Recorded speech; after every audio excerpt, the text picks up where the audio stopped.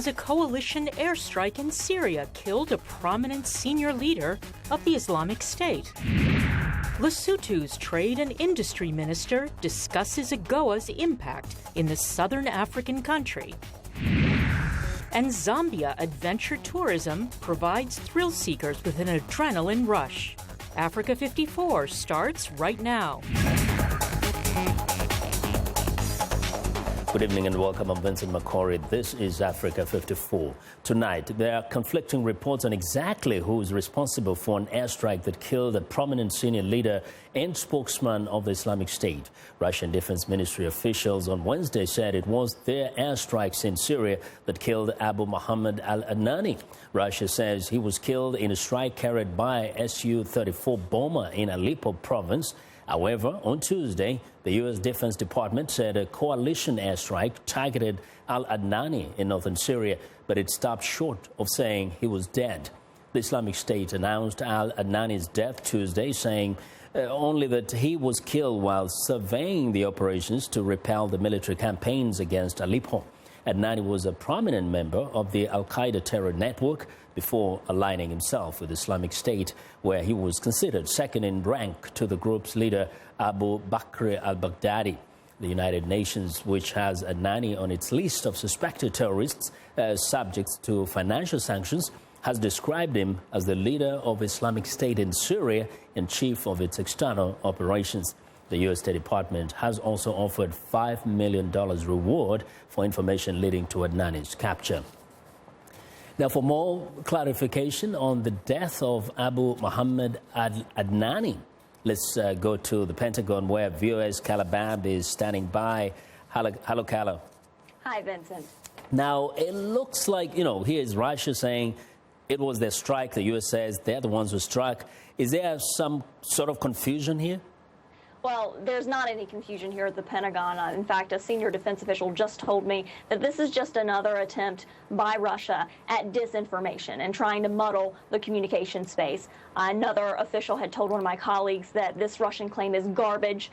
There's a running joke email around here at the Pentagon, I was told by another official, saying, well, the United States would actually welcome Russia using precision munitions. As you may know, Russia has been there have been claims that Russia frequently uses imprecise bombing that kills a lot of civilians rather than hitting their targets.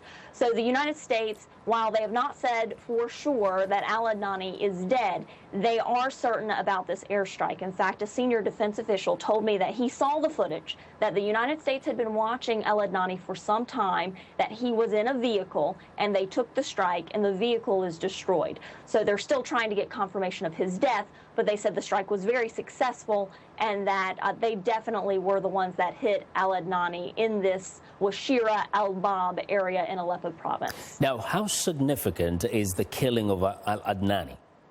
This is very significant. You were stating all of the things that he's been a part of earlier in this piece. And let me go further to say, when you say the chief of external operations, what does that mean? He is in charge of inspiring these attacks in Paris, in Brussels, all over the world, and these attacks have killed probably 1,800 people, killed or wounded 1,800 people. This is a guy that wanted the Islamic State to have a presence in terrorizing the West. And now that he is gone, that leaves a huge hole in the Islamic State. And in addition, just in Syria, he was also part of recruiting the foreign fighters inside Syria. So this is going to be a problem inside Syria as well for the terror group. Now, Carla, besides this kind of targeted strikes, how else is the U.S. involved in Syria in the fight against ISIS? Well, the United States continues to be actively engaged in airstrikes. Just today, I think there were 6 in the Manbij area where Turkey has also helped fight ISIS. And the Kurds have also played a role in that area as well, which has caused some tensions, as I'm sure you may have heard, between the Turks and the Kurds. The Turks want to take care of the border and the Kurds want to help as well, but then the Turks have warned them to stay on the other side of the Euphrates River. It's been a source of tension. The United States has been trying to work this out. In addition, the United States has been in Syria, had about 300 U.S. service members in there training some of these Syrian rebels to fight the Islamic State. This has caused several issues with Russia. In fact, one time, just a couple months ago, Russia had bombed an area where U.S. service members were, and that caused an issue there. But they're very active in this fight against Islamic State, about 20% reduction of territory in Syria. Carla, thank you very much for excellent reporting. That's VOA's Carla Babb reporting live via Skype from the Pentagon. Now, as the European migrant crisis continues, Pope Francis on Wednesday has given himself direct charge of migration issues, continuing a reform push he promised when elected more than 3 years ago. The leader of the Roman Catholic Church has often defended refugees and urged Catholic parishes in Europe to host them, but with limited success. His announcement comes as rescue operations continue to save thousands of people from drowning in the Mediterranean Sea. Hundreds of people arrive in Sicily after being rescued at sea. Some 3,000 people were saved on Tuesday, the Italian Coast Guard said. Together with Monday's rescues, that brings the number to around 10,000 people in just 2 days. The sharp increase of refugees arriving in Italy is in part because of favorable weather conditions. This year, about 105,000 people have reached Italy by boat. Nearly 3,000 people have died. Many migrants crossing the Mediterranean to Italy live from Libya. This group wasn't so fortunate. Libyan security forces captured about 170 people in a desert south of Misrata late on Tuesday. All of these people come from Africa's far western and eastern coasts and say they are fleeing poverty and violence. The majority of the nationalities lately are coming from Ghana, Guinea-Bissau, Nigeria, Mali, Somalia, Conakry, countries that are far from us and ones that we don't share a border. This is what's surprising. Where are the border police of Sudan and Chad and Nigeria and Algeria? Human traffickers have taken advantage of the chaos created by Libya's uprising in 2011, which allowed both smuggling routes and militant groups to flourish. Libyan Coast Guard or naval vessels sometimes stop boats before they reach international waters and return migrants to Libya. The European Union is preparing to train Libyan Coast Guards in an attempt to help stem the flow of the crossings. Irish rock star Bono, an ambassador for the United Nations High Commission for Refugees, is pledging to help relieve the humanitarian crisis in Nigeria. After an invitation from Aliko Dangote, Africa's richest man, Bono visited a camp of 2.3 million displaced people in the northeastern part of the country, which has been severely hit by the Boko Haram insurgency. Here's Faith Lapidus. Life is hard enough for adults living in these camps for the internally displaced in Nigeria. For children, the conditions are far more dangerous and life-threatening. At a press conference in Nigeria's capital, Abuja, human rights activist and rock singer Bono shared some horrifying statistics. We know there's 50,000 kids going to die before the end of the year according to the UN, if they don't receive, I think they're looking for 300. We've only got $100 million in response so far. So already the resources are just only a fraction of what they need to be. Though the military here, the Nigerian military, have made progress in pushing back Boko Haram, there are no homes for these displaced persons to go back to, where their towns are gone, their villages are gone, they're raised. You know this, I didn't. Nigerian businessman Aliko Dangote says the global partnership is needed to boost the domestic relief efforts carried out by his foundation. We have actually spent over 4.5 billion naira, and we'll continue to spend until the end of the, program. Bono has pledged to use his influence to raise relief funds and return to the region with help. But time is short and the need great. For writer Faisal Masri, I'm Faith Lapidus, VOA News.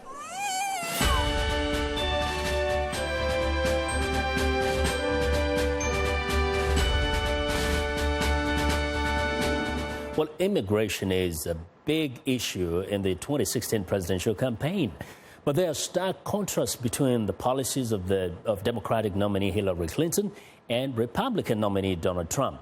Lately, Trump has been softening his stance and is expected to solidify what that means in what's being called a major immigration speech on Wednesday.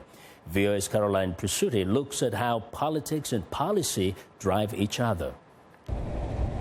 Immigration, an issue the Republican presidential nominee addresses head-on. We're going to build a great wall on the border. From the day Donald Trump announced his candidacy, he proposed building a wall between Mexico and the U.S. He says he will enforce visa expiration dates and offer no citizenship for illegal immigrants. He plans to remove the country's 11 million undocumented immigrants from public assistance and deport the violent ones. On day one, I'm going to begin swiftly removing criminal, illegal immigrants from this country. Hillary Clinton also would deport violent criminals. Her immigration policy mirrors Barack Obama's, but goes even further. She says during her first 100 days in office, she would offer undocumented immigrants a path to citizenship. I believe that when we have millions of hardworking immigrants contributing to our economy, it would be self-defeating and inhumane to try to kick them out. Pew Research shows 70% of voters say immigration is an important issue in this election. Why? Some analysts say it's because of the early Trump-Mexican wall comment. Others say the U.S. economy is stagnant, and white blue-collar workers are afraid of losing their jobs to immigrants. We're the ones that build your homes! Analysts say Clinton's immigration plan appeals to liberal and moderate Democrats, and even some moderate Republicans. So recently, Trump has softened his stance, called pivoting in political lingo, to maintain those moderate Republicans. He originally wanted to deport all undocumented immigrants, now just criminals. So I'm Professor Leogrand. William Leogrand teaches a class called Political Conflict at American University. He says the pivot is risky. Now he looks more like an ordinary politician, trimming his policy position for political gain rather than being the straight-shooting, I'm going to tell it like it is, populist that won him the nomination in the first place. Leogrand says the Trump campaign needs to get the wording right to appeal to Hispanic voters, too, because less than 30% of the Latino vote went to the Republican presidential nominee in 2012. Caroline Presutti, VOA News, Washington. We want to know what you think about Africa 54 and the stories we covered during the conversation on Facebook. The address is Africa 54, and check out our headlines 24/7 on voaafrica.com. Find me on Twitter at VOA Vince Makori. Coming up, a Goa's impact on Lesotho. Stay with us.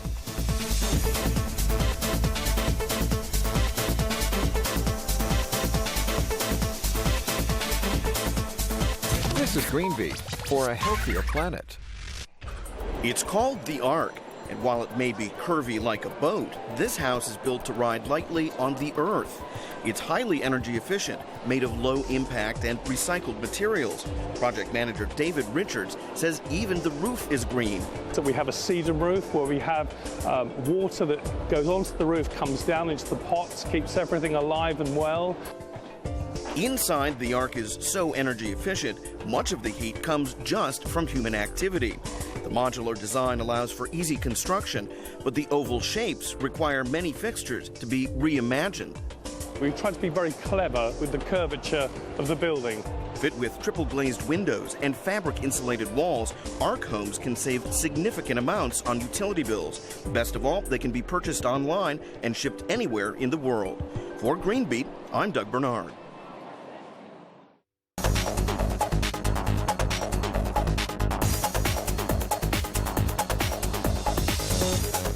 Welcome back. In business news, Nigeria has officially slipped into a recession as the Statistics Office announced a further contraction in the second quarter of the year. For the details, Africa 54 business correspondent Jill Malandrino joins us live from New York. Hi, Jill. Hi, Vincent.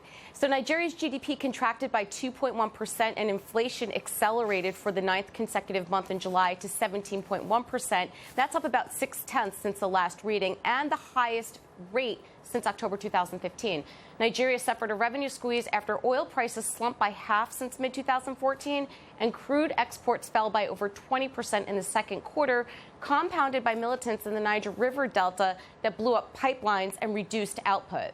Now, we know that the Naira has been plunging for the last few months. This obviously had an impact, right? Right, that's right. This was exacerbated by the Central Bank of Nigeria's currency peg that led to lack of dollars in the economy, which hurt foreign investment and liquidity conditions. The Naira remained at the record low of $4.18 per dollar, which it hit on Tuesday on the black market. The slump in oil, 70% of Nigeria's revenue, as well as the shortages of foreign currency and power, could cause the economy to shrink 1.8% this year. Now, that's according to the International Monetary Fund. That would be Nigeria's first full-year contraction since 1991. In an interesting twist, President Buhari was partially in power when Nigeria faced a prolonged recession from 1982 to 1984. He served during 1983 to 1985. Now, ideally, there will be natural fluctuations between growth and contraction in the economy. What are the near-term expectations for Nigeria to get out of a recession and then back into the expansion phase? Well, Nigeria's government expects its economy to perform better in the second half of the year. That's according to the vice president's office. It said growth rates are likely to improve and spending on projects, and the results will start to yield.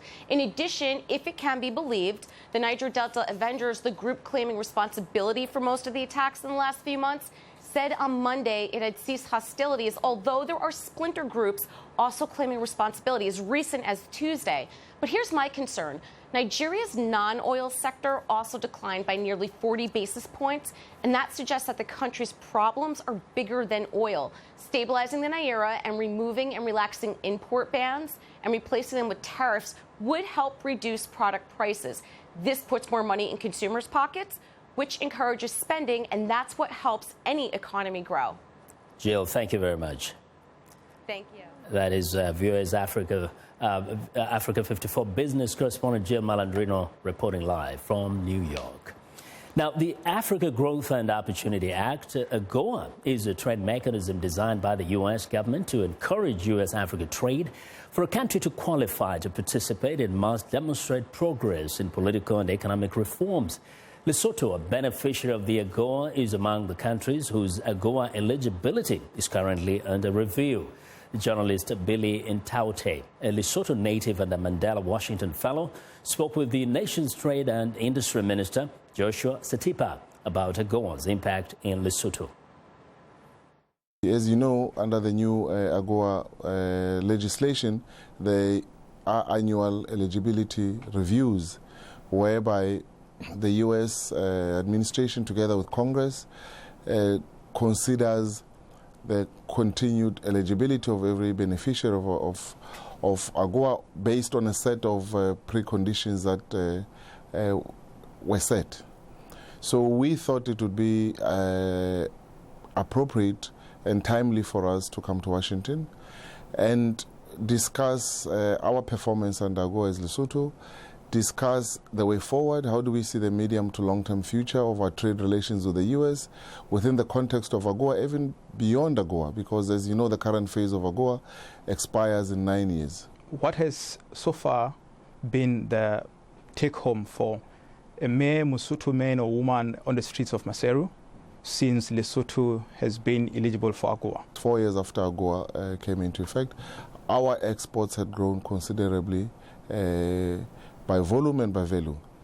We currently have around 44,000 people in the apparel sector in Lesotho. And out of that 44,000, 32,000 are directly related to AGOA exports. That means the 32,000 people that I talk about make clothes that are destined for the U.S. market. So it is a big contribution. And then related to that are all the support industries that support this, that support the factories, that support the production. We're talking transportation, we're talking packaging.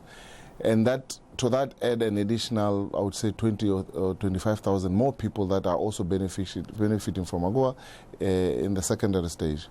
So in terms of transforming the economy, it is a major it makes a major contribution to the economy. It provides an exceedingly higher level of revenue for the government in terms of taxes. It also provides livelihood for the 32,000 people which each one of them supports on average 6 people. Yes. So it is a very significant, it makes a very significant contribution to the economy. What is the ministry doing back in Lesotho to diversify your products? Because you only talked about apparels, but what other products are you supplying to U.S. markets? We began in 2012 to begin to consider which other sectors can we use the experience and the technical know-how that we have built up making in the apparel sector for other sectors. And we started with automotive components.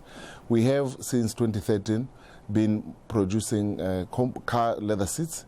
We started with car leather seats, and now we have moved to harnessing, and then we hope to also get into other parts, door panels and all that. And these we are doing with U.S. investment, in particular with a U.S. company called Johnson Controls, which is a major global automotive supplier, not just in the U.S. but also globally. So that is one effort we have made to use AGOA to diversify. We still see, as you know, there's still potential in terms of other sectors. Agriculture is another area where we're looking at ways to bring secure investments that will allow us to be able to export into the U.S. market. Now, don't forget to watch part 2 of our Billy Ntaute's interview with the Lesotho's Minister of Trade and Industry. Now, the Parliament of the breakaway Republic of Somaliland this month approved a draft of a $442 million deal to upgrade the port of Berbera. The plan promises to transform the ancient trading post and boost the region's economy. But some worry local fishermen will be left behind. Jason Patton-Kin reports. This ancient port on the Gulf of Aden may be about to undergo the largest change in its long history.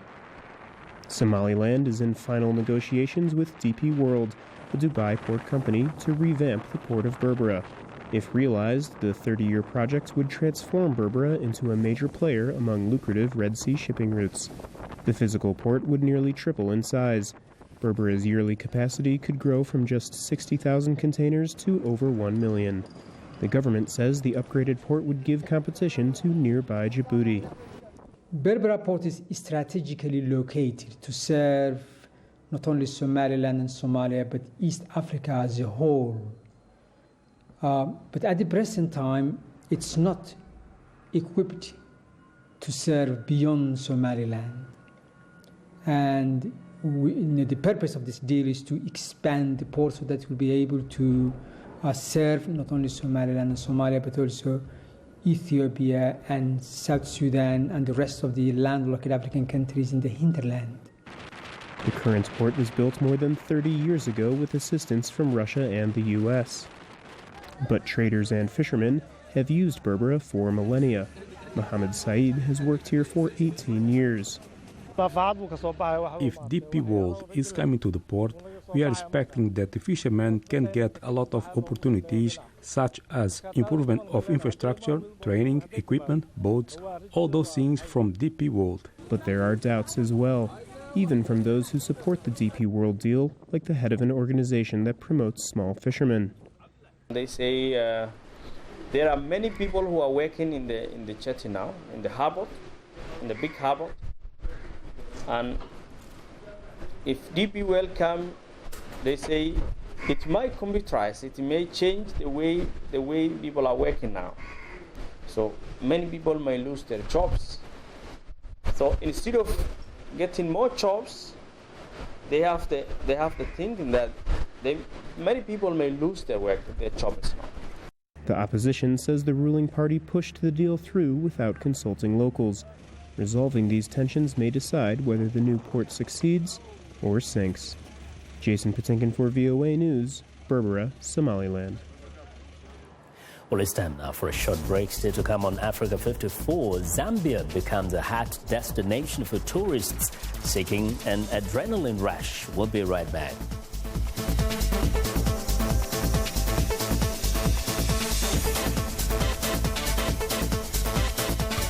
Shekhar Sali, host and senior editor of VOA's international call-in talk show, Straight Talk Africa. Today we'll examine the tobacco industry. We pretty much touch on anything that you can think of. Politics, health issues, human rights issues, you name it, we talk about it. The issues that we discuss are pertinent to most people on the African continent.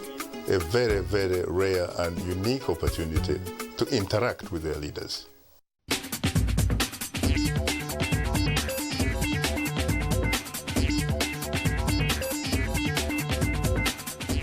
Welcome back to Africa 54. Here's what's trending. Africa is establishing itself as a hot destination for people who want to feel an adrenaline rush.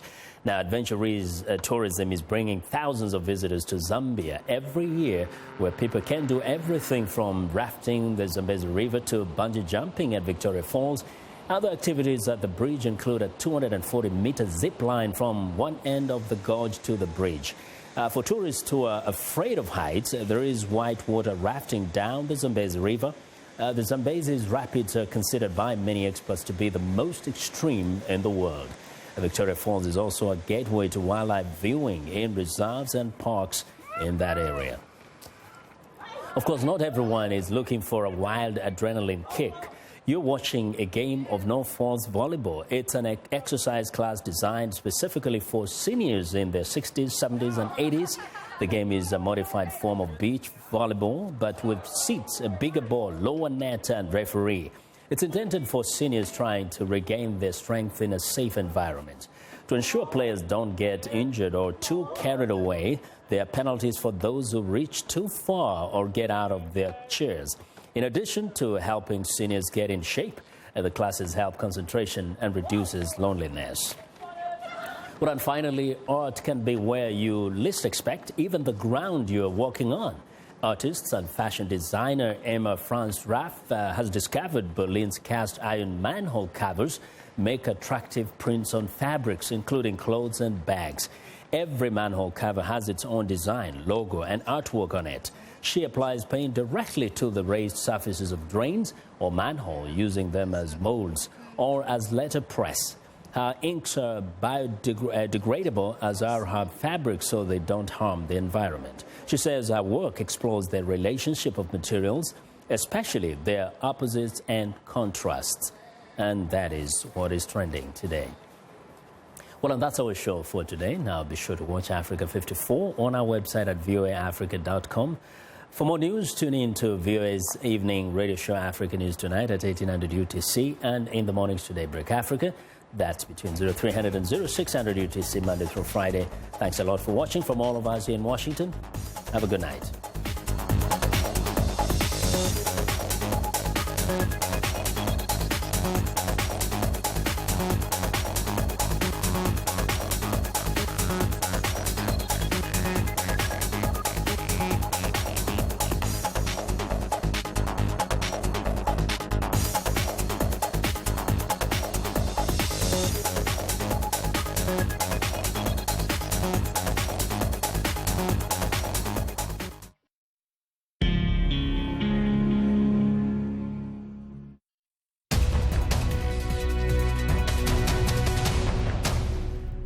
Welcome to the Voice of America's Newswords, where we teach you about words in the news. Here is a word that has to do with ships, the sea, and often the military. Maritime. The U.S. Defense Secretary will travel from Hawaii to Japan, which has its own maritime dispute with Beijing. The word maritime has a connection to the seas or oceans. In our story, the maritime dispute is about the argument between Japan and China over control of the Senkaku Islands in the East China Sea. You will also hear maritime used in business stories about shipping and transportation on the water. Now, when you hear the word maritime, your American English will be good enough to know what this news word means.